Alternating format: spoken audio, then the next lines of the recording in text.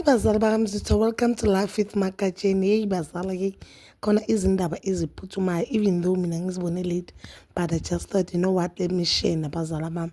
So guys, Uvuyokazi, we know that Uvuyokazi is one of the most loved people in South Africa, especially nje when it comes to abantu besithembu nani nani yabo, all ama-reality shows wabukelayo. So guys, we know mos ukuthi Uvuyokazi walahla umpumelelo national TV, washo wathi yena angeke aze ahlalele umpumelelo nalo mbhedo wakhe, ahlala asho athi awububhaxa bakhe, alokhu asho athi isidima sami. So we know that futhi umpumelelo ugirlfriend yakhe, which is u-virgin girlfriend phela, uMacele, naye ushiye phansi, ozibhlungu nazi. You know what, umpumelelo this month nje ithi ngithi lo nyaka kusunyaka wakhe 2024 akusiwa kampumelelo unyaka.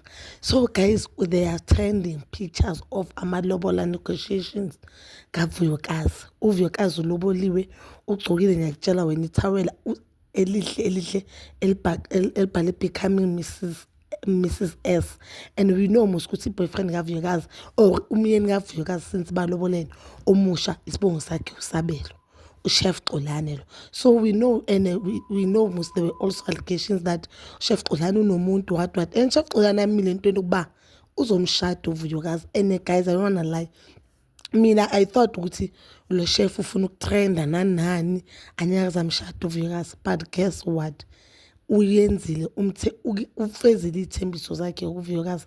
UVuyokazi namhlanje sekawu-Mrs. guys.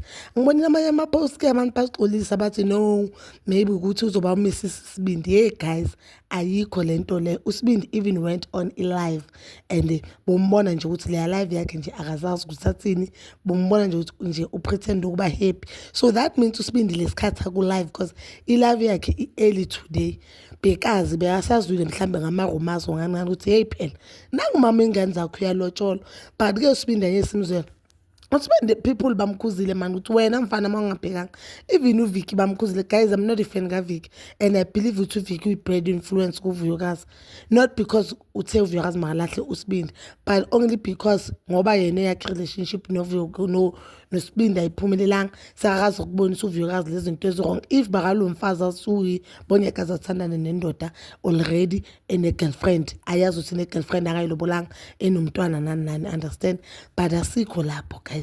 uVicky uyakhumbula uke watshela umpumelelo lo umntana kaMusamsele ukuthi ye wena mangabhekanga abantwana bakho bazokhulisa amanye amadoda.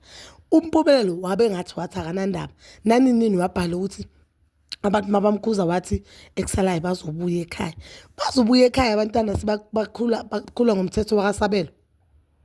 Hey guys, khuzani umpumelelo Mseleko.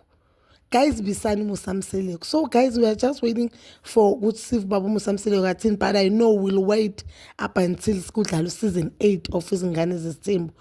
So of Uthando Nesithembu, or season 3 of Izingane Zesithembu, if usazodlala Izingane Zesithembu, because we know that the backbone of his show it was uVuyokazi. So if uVuyokazi anyaka saba a part of themselves, I don't think uzofela on Izingane Zesithembu and sizobukelana guys. So hlalela into akasine sibona abacomplaina ngayo Uthando Nesithembu siphinde koningane Zesithembu. So guys, as uMakatsheni, I just wanted to say congratulations to uVuyokazi.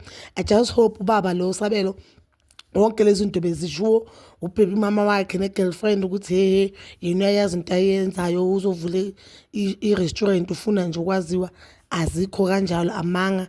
And nje engikubalekile nje sibonga ukuthi ugcinile ithembiso zakhe to abantu bakaCiweni and wasibamba isidima sakaVuyokazi.